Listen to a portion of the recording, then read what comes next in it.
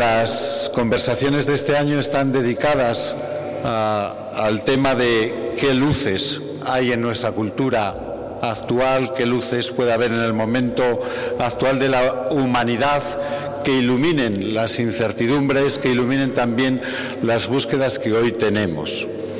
Y dentro de esas pequeñas luces que se han recogido, la de esta tarde está dedicada a la teología, que como podéis imaginar es una luz pequeña, es una luz muy sencilla, es una luz muy humilde. Al menos en el panorama cultural e intelectual de la España actual, el papel de la teología es un papel poco brillante en relación con otros saberes y con otros conocimientos. Tiene muy poca presencia en los medios de comunicación, no son muy conocidos fuera de las personas que con cierta especialización nos dedicamos a la teología, algunas de sus realizaciones. Y sin embargo, aunque la luz de la teología es una luz pequeña, es una luz discreta, es una luz muy sencilla, es una luz muy poderosa. Todos sabemos que para iluminar una estancia que pueda estar en la oscuridad tan grande como esta en la que ahora nos encontramos, basta con una pequeña cerilla, y que a veces un foco muy grande deslumbra los ojos más que iluminar. La luz de la teología, siendo pequeña y sencilla, es muy poderosa porque la teología tiene como tema la fuente de toda luz, la fuente de toda claridad, la fuente de toda verdad, que es Dios. Y por eso su luz es, como os digo, sencilla, pero muy poderosa y muy significativa. En la reflexión que vamos a hacer esta tarde vamos a hacer un recorrido sobre, en primer lugar, cuál puede ser la tarea de la teología en una sociedad secularizada como puede ser hoy la sociedad española, o en las sociedades de contextos secularizados como son las sociedades europeas. Y lo vamos a hacer a partir de un texto de un pensador, un miembro de lo que se suele llamar pues el pensamiento crítico, la teoría crítica, de Walter Benjamin. Después vamos a recorrer algunos de lo que son o lo que han sido los temas, lo que han sido también las reelaboraciones y las aportaciones que la teología en estos últimos 20, 30, 40 años, la teología católica, sobre todo en el aspecto de la teología sistemática o la teología dogmática, ha realizado. Y finalmente os voy a dar un pequeño apunte de lo que son 3 propuestas teológicas de última hora que hacen hincapié sobre 3 dimensiones que me parece a mí que como creyentes, como teólogos, como personas interesadas por la reflexión teológica tenemos que tener en cuenta, y que me imagino que además no son demasiado conocidos por nosotros y por el público en general, ¿no? Uno de ellos es la propuesta de una corriente teológica anglicana que además pues tiene un título muy provocativo y hasta que puede dar lugar a malas interpretaciones, que es la ortodoxia radical de John Milbank. Lo que es también la elaboración de la teología litúrgica, una de las corrientes más fuertes en el ámbito, ¿no?, de la reflexión teológica pues de habla inglesa, y lo que es también la pastoral urbana de Carlos María Gali, un teólogo argentino que se le considera como uno de los grandes inspiradores teológicos del Papa Francisco, de su doctrina y por supuesto de lo que está recogido, ¿no?, en la Evangelii Gaudium. Bueno, pues vamos a comenzar con este texto que tenéis recogido en la fotocopia, que como os digo es un texto muy citado y a veces también muy debatido por la teología contemporánea. Es un texto que se encuentra en las tesis sobre el concepto de la historia, un breve artículo del pensador de origen judío Walter Benjamin, en donde en la primer tesis de esa reflexión sobre las tesis sobre el concepto de la historia dice lo siguiente: se cuenta que hubo un autómata construido de tal manera que a cada jugada de un ajedrecista oponente replicaba con una jugada que le aseguraba el triunfo de partida. Un muñeco en atuendo turco con la pipa del narguilé en la boca, sentado sobre el tablero que descansaba sobre una mesa espaciosa. Mediante un sistema de espejos se despertaba de la ilusión de que esta mesa era por todos los lados transparente. En verdad, dentro de ella había un enano jorobado, que era un maestro en el juego de ajedrez y conducía la mano del muñeco por medio de hilos. Se puede uno imaginar un equivalente de este aparato en la filosofía. Siempre debe ganar el muñeco al que se llama materialismo histórico. Puede competir sin más con cualquiera si toma a su servicio a la teología, que como hoy se sabe es pequeña y fea y no debe dejarse de ver de ninguna manera. Es un texto extraño, es un texto enigmático, es un texto, como digo, que ha sido reiteradamente citado y también debatido en la teología contemporánea. Nos imaginamos o nos podemos imaginar lo que aquí Walter Benjamin nos presenta. Es un aparato que en las partidas de ajedrez, un automatismo que en las partidas de ajedrez siempre gana. Y siempre gana porque ese aparato, ese dispositivo, tiene la capacidad, a través de un sistema de espejos, de comprender, de ver, de entender, de adelantar la jugada que el oponente va a realizar. Walter Benjamin, que se movía en lo que era pues el paradigma del marxismo, no del marxismo pues probablemente más dogmatizado, pero sí del marxismo, decía: esto es el materialismo histórico. El materialista histórico que conoce las leyes de la historia puede avanzar cuál va a ser el comportamiento, puede avanzar cuál es el destino de la humanidad, y así va a ganar la partida. Pero aquí viene lo sorprendente de su afirmación. Dice: este automatismo es una máquina solamente aparente, porque en realidad lo que esconde ese automatismo es un muñeco jorobado, feo y pequeño, que no se puede dejar de ver, y que es lo que hace ganar la partida. Y ese jorobado, ¿no?, feo y pequeño, que no se puede dejar ver, es lo que él llama la teología. El texto, como os digo, que tiene un aire enigmático, presenta a la teología como lo que puede asegurar la victoria en la batalla o en la competición de la historia. ¿Qué es lo que nos quiere decir Walter Benjamin con esta imagen? ¿Qué concepción tiene de la teología y qué papel le corresponde, según su opinión, realizar en nuestras sociedades a la reflexión teológica? Para poner claridad en el sentido de las palabras de Benjamin, tenemos que tener en cuenta que sobre el concepto de la historia es uno de los textos claves en los que esta corriente de pensamiento de los años 40, la teoría crítica, realizó su revisión de la modernidad. De este texto, que seguro que la mayoría de vosotros pues a lo mejor no habéis leído ni hay por qué leerlo, pero de este texto se desprenden algunas afirmaciones que para todos nosotros son ya afirmaciones adquiridas cuando pensamos sobre nuestra cultura y cuando pensamos sobre todo sobre las insuficiencias de la modernidad y de las sociedades que se rigen, ¿no?, por los sistemas de la razón moderna. Uno de ellos, por ejemplo: la historia es el documento que siempre escriben los vencedores. Esto, que es casi una frase, como digo, adquirida a la hora de considerar y revisar críticamente la función de la historiografía, las realizaciones de la historia, procede de esta obra, de este pequeño artículo de Walter Benjamin, ¿no? Hoy que precisamente recordamos 70 años de la liberación de Auschwitz, cuando en Europa o también en el contexto de nuestra sociedad española, en la que hemos sufrido tanto por el terrorismo, decimos que no podemos olvidar a las víctimas, que tenemos que tener siempre el recuerdo de las víctimas y de los vencidos. Eso es otra idea que procede de este texto. El texto sobre el concepto de la historia, como os digo, es uno de los documentos básicos, es uno de los documentos claves en la revisión crítica que el pensamiento filosófico de los últimos años ha hecho sobre la modernidad.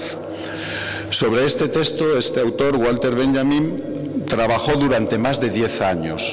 Es un texto que no tiene más, no recuerdo ahora de memoria, pero no creo que tenga más de 15 páginas. Es un texto muy breve, muy denso, muy enigmático, no es fácil de interpretar, pero es un texto breve sobre el que el autor trabajó por el espacio, él mismo dijo, de 10 años. Y lo llevaba debajo del brazo en una carpeta cuando Walter Benjamin, allá por los años, en el año 41, pues malogró su vida, se suicidó precisamente en la frontera de Porvoo, cuando intentaba huir de Alemania hacia Portugal, coger un barco que le llevara a Estados Unidos y permitiera, ¿no?, pues huir de la persecución nazi. Tuvo la mala suerte que fue el único día, el día que intentó él cruzar la frontera, el único día que esa frontera estuvo cerrada. Durante toda la Segunda Guerra Mundial la frontera de Porvoo estuvo abierta, salvo ese día, y él, pues desesperado, se quitó la vida en una pensión de esta localidad francesa. En este texto, Walter Benjamin, un judío secularizado, recurre a la idea judía de salvación y a la del mesianismo para criticar la idea moderna de progreso científico-técnico que en aquellos años estaba llevando a Europa y llevó a Europa a la catástrofe del nacionalsocialismo. Como él mismo dice en el texto, frente a la catástrofe que en aquellos años se cernía sobre Europa, él se pregunta: ¿quién puede tirar del freno de emergencia?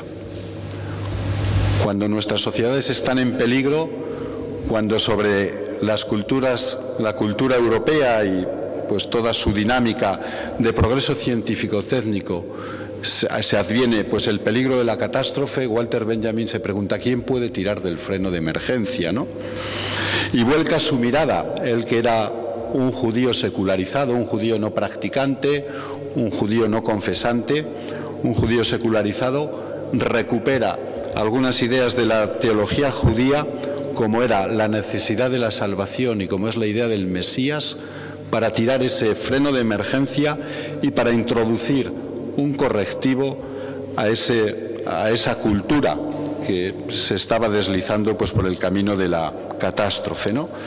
Precisamente el Mesías es presentado por Walter Benjamin en este texto como esa figura que se abre hacia el futuro, pero de espaldas al futuro y mirando hacia el pasado, proponiendo que precisamente el recuerdo de las víctimas, el recuerdo de los vencidos, el recuerdo de las causas perdidas en la historia de la humanidad es la que nos puede ayudar a proyectar un futuro distinto, un futuro diferente, es la que nos puede ayudar a superar las aporías a las que estaba conduciendo esa idea de progreso y esa civilización técnica que la teoría social critica, ¿no? Recordar a las víctimas, nos dirá, no es solo suscitar el compromiso de no repetir el pasado, sino de hacer un presente en el que esas víctimas del pasado puedan encontrar cierta reparación. Benjamin parece reconocer el papel y la función de la teología en el mundo moderno, un papel correctivo de los desastres que puede producir un pensamiento moderno y un pensamiento del progreso entendido unilateralmente. Unos años después, otro representante de la misma corriente de pensamiento, de la escuela crítica, de la teoría crítica, el sociólogo también alemán Jürgen Habermas, escribía en su obra de pensamiento metafísico una idea que luego va a retomar y que ha sido muy comentada en su discurso, en el discurso del Premio de la Paz que le concedieron los libreros alemanes. Ahí nos viene a decir que las sociedades organizadas por los sistemas de racionalidad moderna no se encuentran en situación de producir valores y referencias necesarios para la marcha de esa sociedad.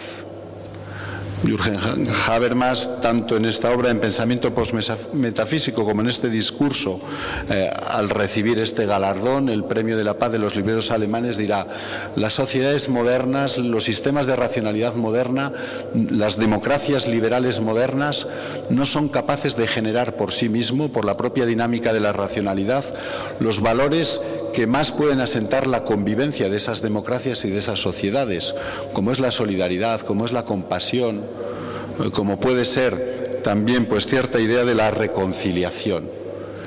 Y él dirá: estas sociedades tienen que saber mirar a las tradiciones religiosas, en donde precisamente se ponen y surgen esos valores y esas referencias que tienen que ser traducidos, ¿no?, a un lenguaje universal, a un lenguaje compartido por todos los ciudadanos de esas sociedades para ser admitidos y para ser acogidos.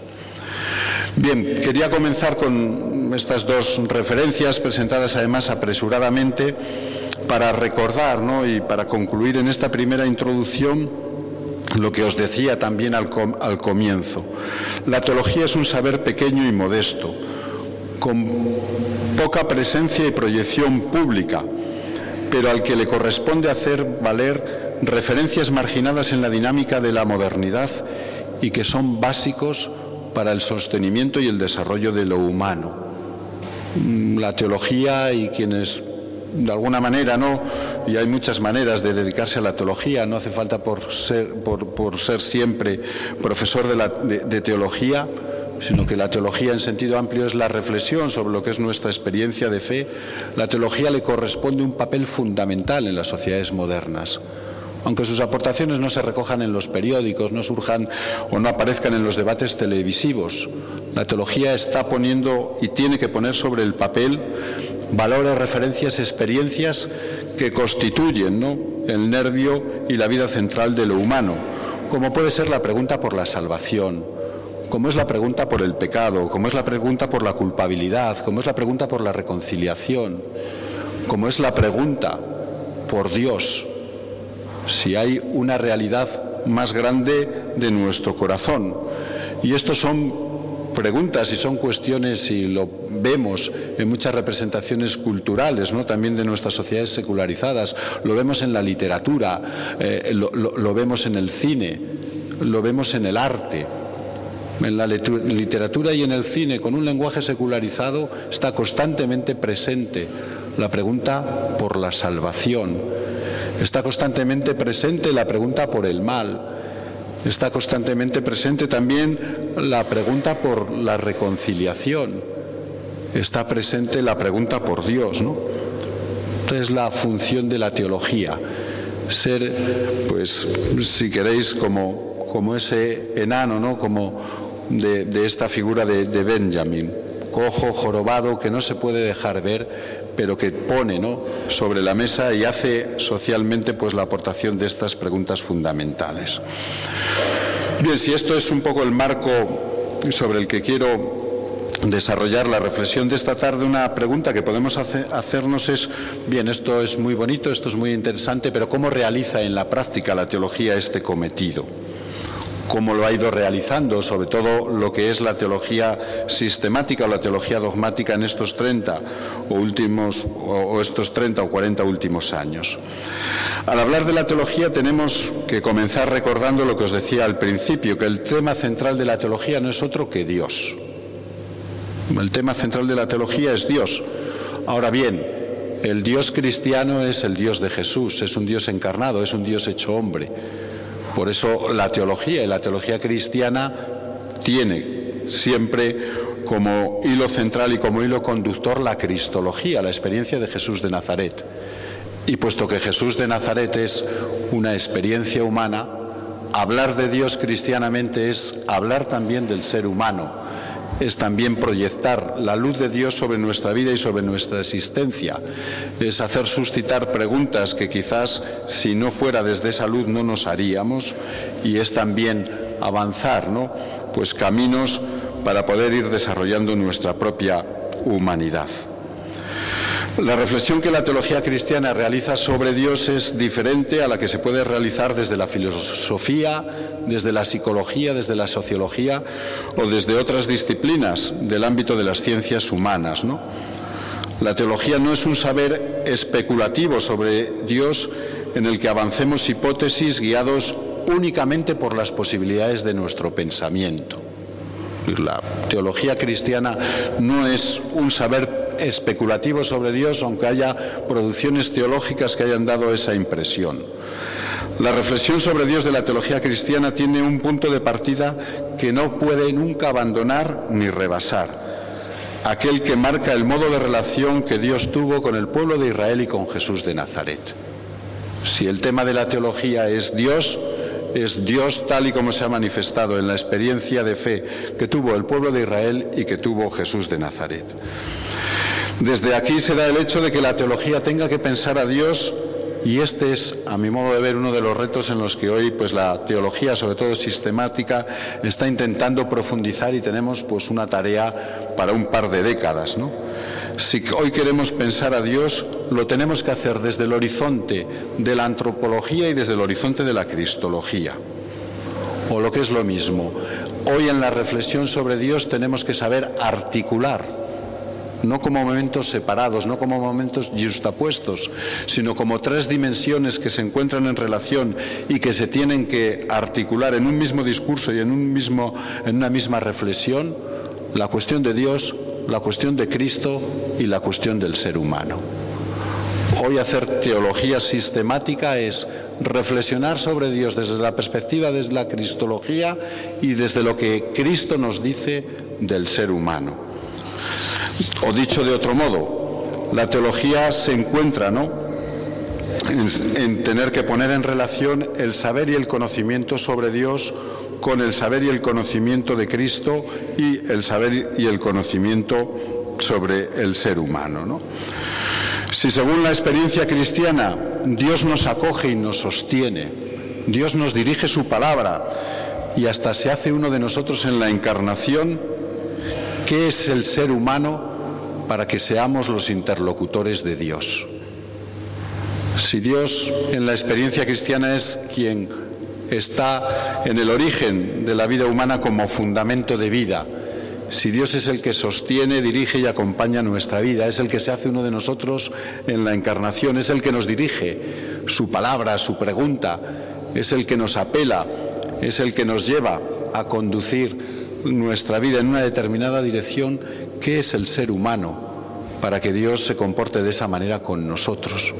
¿Qué es lo que Dios nos está diciendo de nosotros mismos cuando Él nos dirige su palabra y nos eleva a la condición de ser interlocutores divinos? El ser humano, decimos, por otra parte, es imagen de Dios. Somos capaces de Dios, somos capaces de relacionarnos con Él, de acogerle, de dejarle sitio en nuestra vida. Pero esto, desde el punto de vista de la experiencia cristiana, no tiene como consecuencia el endiosamiento del ser humano. No. El que Dios sea quien nos dirige su palabra, quien nos sostiene, quien se hace presente en nuestras vidas, no nos lleva a hacer olvidar que permanecemos como seres humanos, como seres limitados, finitos y además afectados por el pecado y por la muerte. El conocimiento de Dios conlleva y proyecta siempre, ¿no?, un conocimiento auténtico sobre el ser humano. Por eso, como os digo, me parece que en la reflexión, ¿no?, teológica actual, creo que también en la transmisión de la fe, me parece que a la hora de presentar también pública, social y culturalmente el mensaje de Jesús, el mensaje del Evangelio, a la hora de buscar también pues un lenguaje adecuado a la experiencia cristiana en el mundo en el que nos encontramos, la tarea fundamental consiste en esto, en saber articular estas tres dimensiones. ¿Qué habla Dios de sí mismo en Jesús? Y al hablar Dios de sí mismo en Jesús, ¿qué nos está diciendo de nuestra vida? ¿Qué nos está reconociendo, ¿no?, de nuestro propio ser? ¿A dónde nos está llevando? Bien, en el ámbito católico, la teología del siglo XX, y esto es suficientemente conocido, ¿no?, comenzó allá por los años 20 o los años 30 con el llamado giro antropológico, en donde precisamente se trataba de hablar de Dios, en donde se trataba de reflexionar y de pensar teológicamente a Dios desde lo que son las coordenadas de la vida y de la existencia humana. Este giro antropológico no quiere decir que la teología hasta ese momento no hubiera tenido en cuenta la vida, la experiencia y las condiciones, ¿no?, de nuestra existencia como personas y como seres humanos. No quiere decir que no hubiera pensado hasta el siglo XX la realidad de Dios en relación con nuestra vida. El giro antropológico fue una reacción a la corriente teológica neoescolástica que se había constituido como un sistema cerrado en el que la reflexión teológica obtenía especulativamente conclusiones a partir de principios establecidos por la dogmática, pero sin tener muy en cuenta lo que era la vivencia humana de esos principios y de esas conclusiones. Os lo voy a poner con un ejemplo que además leí algún teólogo que fue un dominico que vivió en esta casa y profesor también en este lugar. La teología neoescolástica demostraba, por ejemplo, la divinidad de Jesús con un silogismo que desde el punto de vista formal, desde el punto de vista lógico, es irrefutable. Esta persona lo hacía, además, en uno de sus últimos libros de la siguiente manera. Decía: la fe cristiana dice que Jesucristo es Dios, Jesucristo es el Hijo de Dios. Esto lo voy a demostrar de una manera muy fácil. Dios es el creador y es el Señor del mundo y el Señor de la naturaleza, y por consiguiente las leyes de la naturaleza obedecen a la palabra de Dios. Pues si esto es así, si Dios es el Señor del mundo y de la naturaleza y las leyes de la naturaleza obedecen a su palabra, en el Evangelio se nos dice que Jesús calmó las tempestades y anduvo sobre las aguas, es decir, tenía poder sobre la naturaleza. Luego Jesucristo es Dios. Es decir, desde el punto de vista de la argumentación formal, de la argumentación lógica, esto es irrefutable. Es un silogismo perfecto desde el punto de vista de la argumentación, pero es un silogismo y es una argumentación en donde no tiene cabida la historia, en donde no tiene cabida la historicidad fundamental del ser humano, en donde no tiene cabida nuestra vida y nuestra existencia.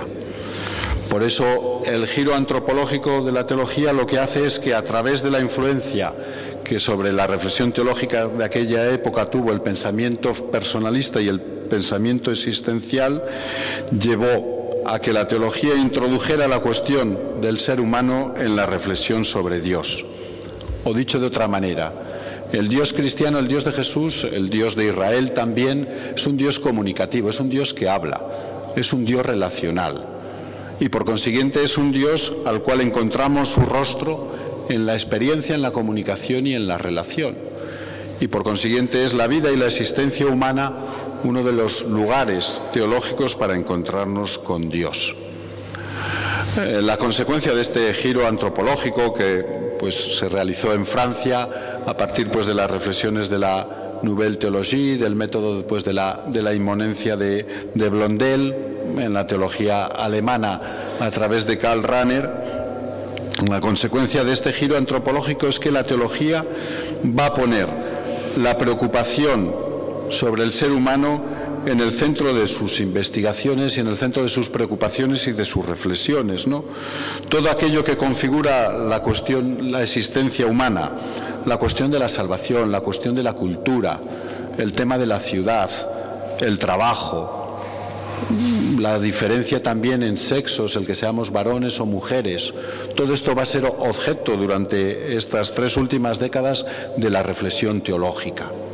Y surgió una teología sobre la ciudad, y surgió una teología del trabajo, y ha surgido una teología también de la mujer, y el tema de la salvación se constituye, ¿no?, como una matriz y también una orientación de todo el pensamiento teológico. No se puede hacer teología a partir pues de esta renovación teológica que surge en el siglo XX. No se puede hacer teología cristiana, teología del Dios cristiano, al margen de lo que son las preocupaciones, al margen de lo que son las preguntas, al margen de lo que son las búsquedas de la vida humana.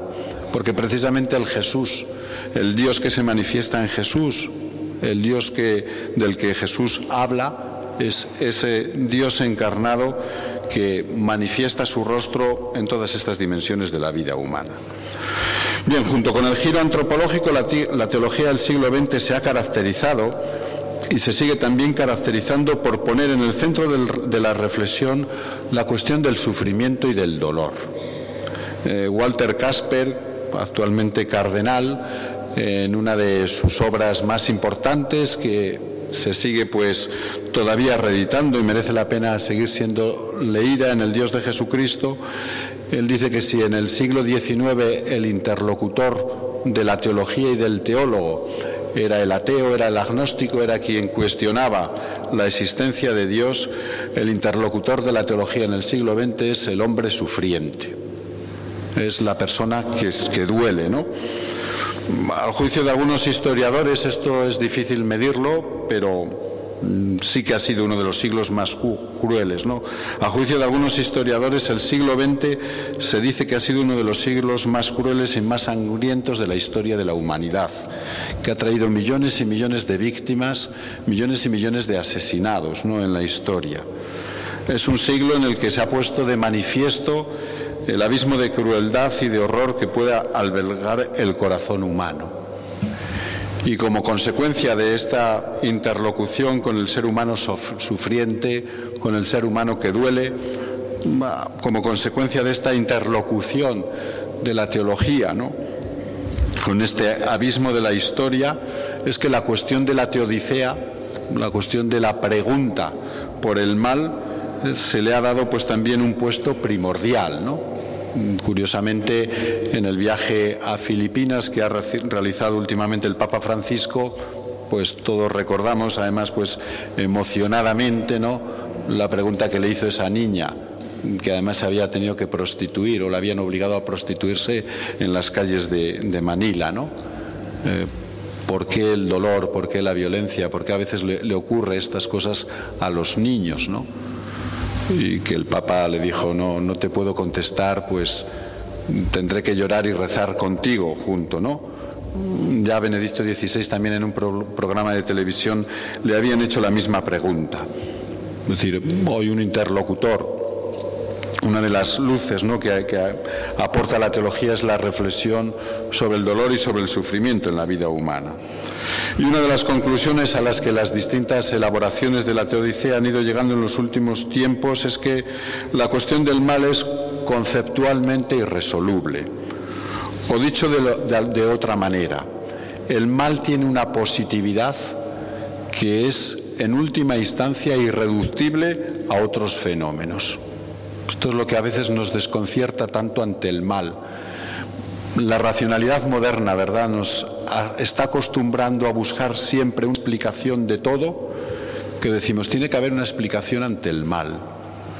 Pero a veces el mal nos golpea de tal fuerza, con tanta irracionalidad, que aunque se intenten dar explicaciones nos dejan insatisfechos. Decimos, bueno, a lo mejor la última causa de la violencia, como algunos dicen, es la desigualdad económica. Hombre, ciertamente la desigualdad económica juega un papel, es uno de los factores que pueden explicar la violencia de nuestro mundo, pero no toda la violencia se puede explicar por la desigualdad económica. Incluso lo sabemos, ¿no?, en ambientes de desigualdad económica hay quienes reaccionan violentamente y hay quienes reaccionan buscando salidas y soluciones creativamente. Es decir, el mal tiene una positividad que no se deja reducir a otros fenómenos, que no se deja reducir con explicaciones psicológicas, sociológicas, económicas, ¿no? O lo que es lo mismo, el mal tiene una dimensión de misterio en el sentido de lo que no podemos comprender, en el sentido de lo que desborda nuestra conceptualidad, en lo que no se deja explicar totalmente en su origen. Y por eso, frente al dolor, más urgente que la explicación es el compromiso con el sufriente, ¿no? Es el saber llorar también con los que sufren y desde esas lágrimas el abrirnos a una esperanza en la que podamos esperar una salvación que procede de Dios, ¿no? La teología clásica, se ha dicho, parecía buscar la justificación de Dios y parecía pasar por alto el dolor del sufriente. Hoy precisamente se trata de acoger el dolor del sufriente, compartiendo con él la misma perplejidad, compartiendo también con él el sufrimiento y el dolor y abriéndonos a la esperanza, una esperanza que brota, cómo no, de la cruz de Jesús, en la que Jesús nos llama a confiar en Dios, a confiar en la fuente de toda la vida, a confiar también pues en la fuente que nos puede llevar a una renovación de la vida humana, y renovando la vida humana renovar también nuestra sociedad, ¿no? Bien, la experiencia del dolor ha llevado a recordar que el ser humano es una realidad finita y amenazada por la muerte, y que a causa de esta finitud y de esta amenaza de la muerte, el ser humano tiene miedo y tiene angustia. Un miedo y una angustia fundamental que nos puede llevar a encerrarnos en nosotros mismos, a fortificarnos frente a los demás y a perder nuestra mirada y nuestra sensibilidad hacia el otro y hacia Dios. Precisamente Dios lo que viene es a liberarnos del miedo y de la angustia fundamental que nos lleva en muchas ocasiones a pretender ser señores de nuestra vida, mientras intentamos dominarla y poseerla. El Jesús de la cruz, el Jesús del amor, el Jesús de la entrega, nos viene a decir esas palabras tan sabias del Evangelio: solamente gana su vida quien sabe entregarla, y sabe entregarla a los demás, quien sabe entregarla confiadamente en Dios, ¿no? A la luz de la cruz y a la luz también de los horrores de la historia, el ser humano se muestra como necesitado de salvación. Por eso la reflexión teológica de los últimos tiempos, sobre todo en la cristología, pero no solo en la cristología, ha tenido como punto de partida el anuncio, ¿no?, de la salvación que Jesús nos trae. Una salvación que incluye también la dimensión socioeconómica, pero que también la rebasa y que va más allá de ella. También como perspectivas y luces que la teología ha ido introduciendo en estos últimos años, pues tendríamos que señalar, por último, pues lo que es la ampliación de la experiencia de la percepción de la realidad a través de lo que es la reflexión estética, o a través de lo que es ese desarrollo de la estética teológica, que tomará, ¿no?, pues su expresión más acabada, más lograda en lo que es la obra de Hans Urs von Balthasar. ¿Qué es lo que es la teología estética? ¿Qué es lo que pretende la estética teológica de von Balthasar? El darnos cuenta que nuestra percepción de la realidad no tiene lugar solo a través del conocimiento y de la razón, sino que también percibimos la realidad a través de la percepción. La estética, antes que una ciencia de lo bello, es una teoría de la percepción. Y precisamente von Balthasar lo que nos quiere decir es que la revelación de Dios se desarrolla a través de una forma que se nos es dada para nuestro conocimiento, para ser pensada, que se nos da también como una apelación a nuestro comportamiento para que vivamos de una determinada manera, pero que se nos da también a nuestra percepción, para que ampliemos nuestra experiencia, nuestro modo de vivir, nuestro modo de relacionarnos con los demás, ¿no? La realidad de Dios y la realidad de Cristo es también una forma que percibimos y que configura nuestra sensibilidad y de nuestra manera de percibir a los demás. Y por último, como un ámbito, ¿no?, y no pretendo ser exclusivo, pues porque hay también algunas otras corrientes teológicas que no aludo por falta de tiempo, pues como uno de los ámbitos que más se ha desarrollado con más fuerza en los últimos tiempos en la reflexión teológica es el diálogo con la ciencia, ¿no? La ciencia es sin duda pues uno de los hechos más impresionantes, también uno de los hechos más extendidos y más imponentes en nuestro mundo moderno. La ciencia surgió originariamente, al menos en parte, en conflicto con la experiencia religiosa, con la percepción religiosa y en conflicto con la teología. Y pese a lo que a veces se nos presenta, ¿no?, en los medios de comunicación, ni la Iglesia, ni la teología, ni el pensamiento cristiano se opusieron nunca al desarrollo científico, sino que precisamente nuestra visión del universo fomenta el estudio y la investigación científica. El que para el cristianismo el universo, la creación y el mundo no sea una realidad sagrada ni semisagrada es lo que abre el camino precisamente a que ese mundo y ese universo pueda ser conocido en sus leyes, pueda ser investigado y pueda también ser modificado hasta lo que pues la responsabilidad y la razonabilidad nos dice que debiera ser modificado. Después de ese conflicto inicial y aparente, tanto la teología como la ciencia han llegado a convivir pacíficamente, reconociendo que son ámbitos de conocimiento que tienen un objeto distinto y tienen una finalidad y una pretensión diferente, ¿no? A la ciencia le corresponde explicar cómo funciona nuestro mundo. A la teología y a la fe no le corresponde esto. No le corresponde explicar el cómo son las cosas. A la teología y a la religión sí que le corresponde explicar cuál es el significado, cuál es el para qué, cuál es el sentido último de la realidad. Y la ciencia deja de ser ciencia cuando se introduce en esos ámbitos y en esos terrenos y deja de explicar cómo es el mundo para introducirse en toda la cuestión compleja pues de la finalidad, del para qué y del sentido, ¿no? Durante mucho tiempo se ha reconocido, al menos desde la ciencia más seria, que se podía convivir pues con la teología y con la ciencia desde este reconocer la autonomía de cada disciplina y de cada ámbito. Lo único que en los últimos años se ha llegado a establecer, y más desde la teología, también por el hecho de que han ido surgiendo algunos teólogos con formación científica previa, físicos, químicos, que en un determinado momento pues abandonaron, ¿no?, su profesión como físicos y como químicos y realizaron estudios de teología y se dedicaron a reflexionar y a dialogar con la fe, con la teología y con la religión. Se ha establecido que, puesto que ambas ciencias, ambas disciplinas y ambos conocimientos tienen que ver con una única realidad, que es la realidad del ser humano, aún reconociendo estos ámbitos de autonomía, hay que establecer, ¿no?, algún lugar de encuentro, algún lugar de diálogo y algún lugar de conocimiento. Y eso es lo que, pues, también en los últimos años una línea muy potente de reflexión teológica pues ha empeñado. Bien, quiero finalizar con 3 referencias, ¿no?, que están puestas en el esquema. No las voy a presentar en su totalidad porque además algunas de ellas es muy técnica y muy compleja, pero sí a 3 dimensiones que tenemos que tener presentes siempre en nuestra reflexión teológica y que pues han puesto sobre la mesa estas 3 corrientes que ahí os indico, ¿no? La ortodoxia radical, que es una corriente teológica movida fundamentalmente por autores anglicanos, que surge pues en Inglaterra y en Norteamérica en los años 90 y que ha sido una de las corrientes teológicas pues más potentes, que más ha dado lugar también en el ámbito de la teología dogmática, de la teología sistemática, pues a la discusión y al debate en los últimos años, ¿no?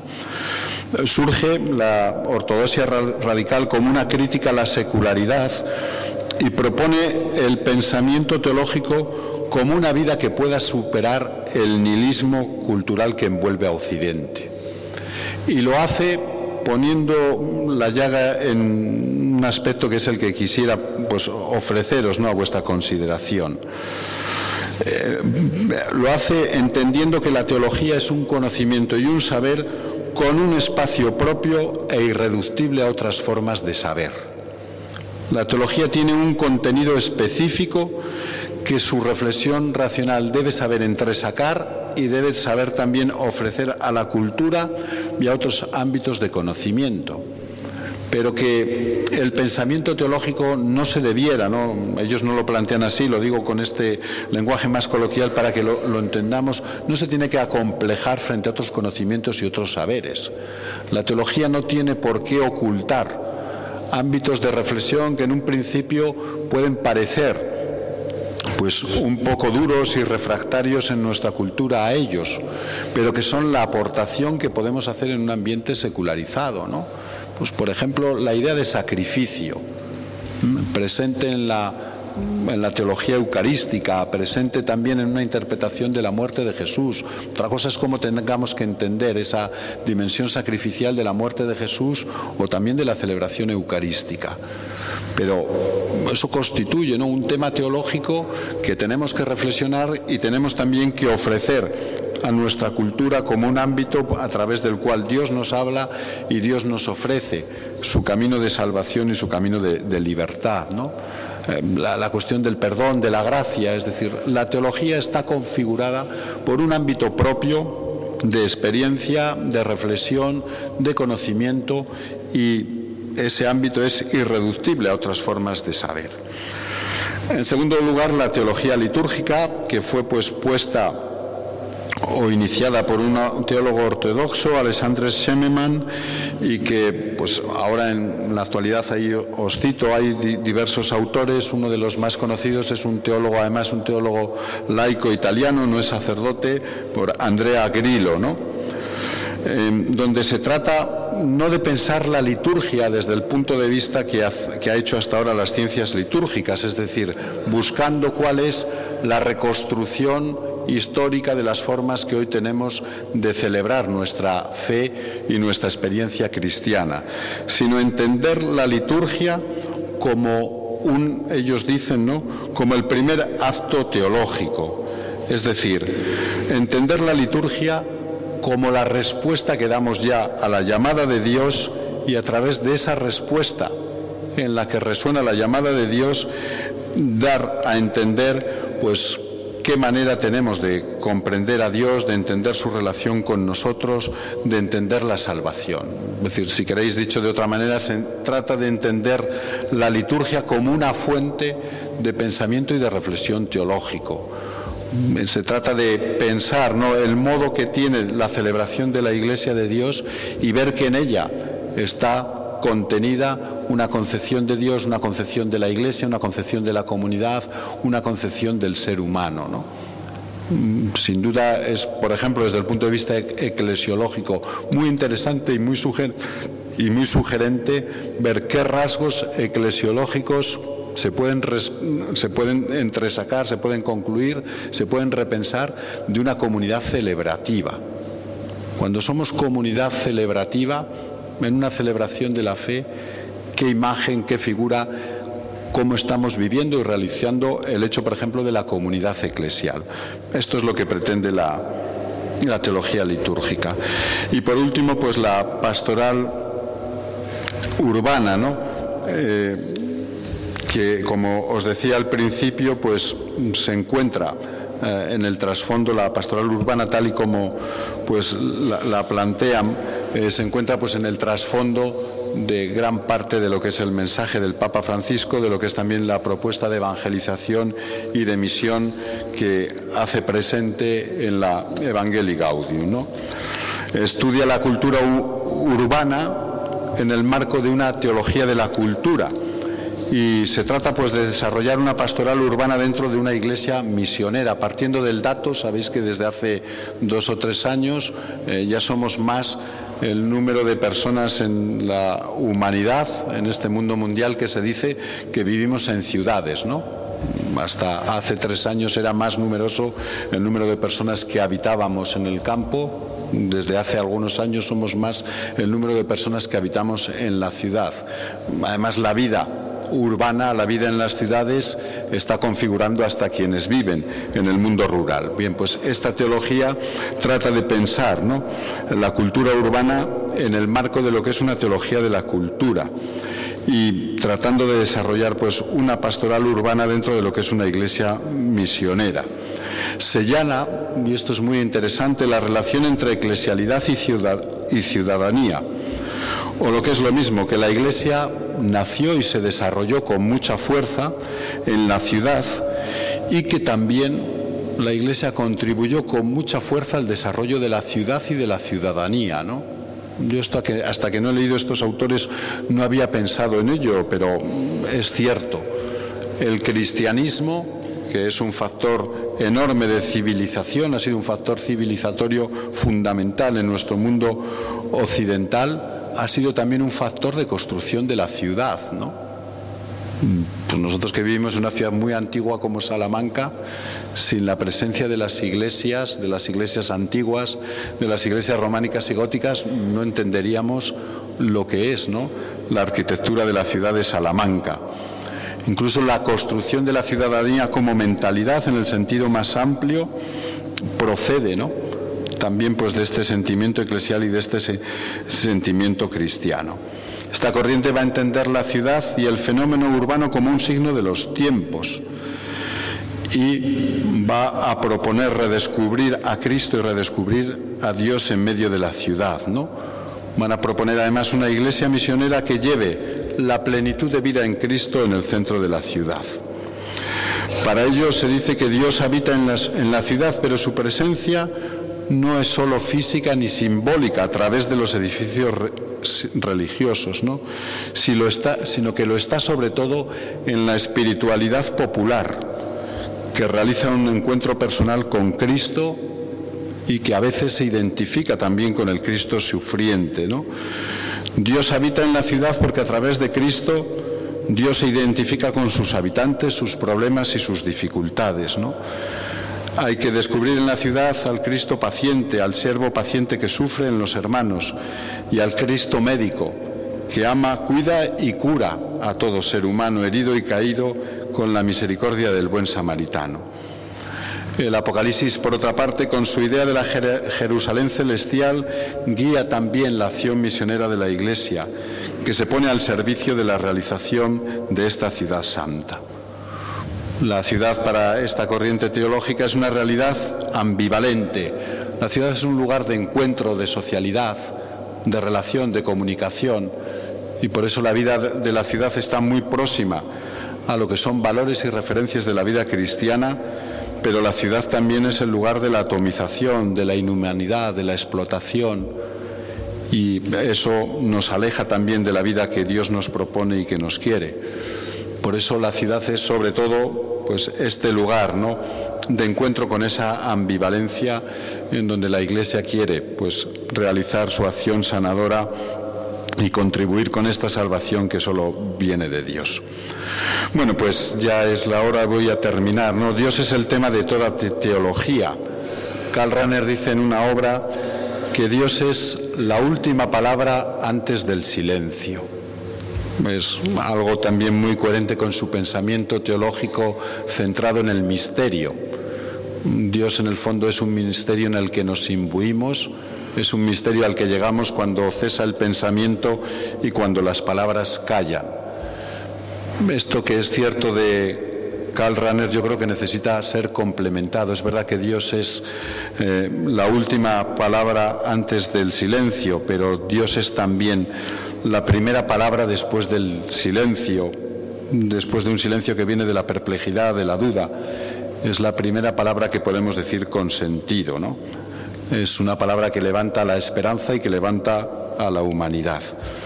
Esa es la palabra que la teología siempre ha dicho a lo largo de la historia, y es la palabra que también en nuestras sociedades secularizadas pues tiene que seguir diciendo, ¿no? La palabra Dios como fuente de vida, como fuente de sentido, como verdad sobre nosotros mismos, como esa verdad que critica a este hombre lleno de potencias, a este hombre que se cree señor de la vida, señor de sí mismo, y que es el hombre también pues de ese progreso moderno, este Dios que nos descubre, ¿no?, a todos nosotros como seres frágiles, como seres necesitados de los otros y necesitados de Dios, como seres que a través de nuestra fragilidad pues dejamos pasar lo más grande de la realidad de Dios, que es su realidad de amor y de bondad. Pues muchas gracias y que podamos seguir diciendo la palabra Dios, ¿no?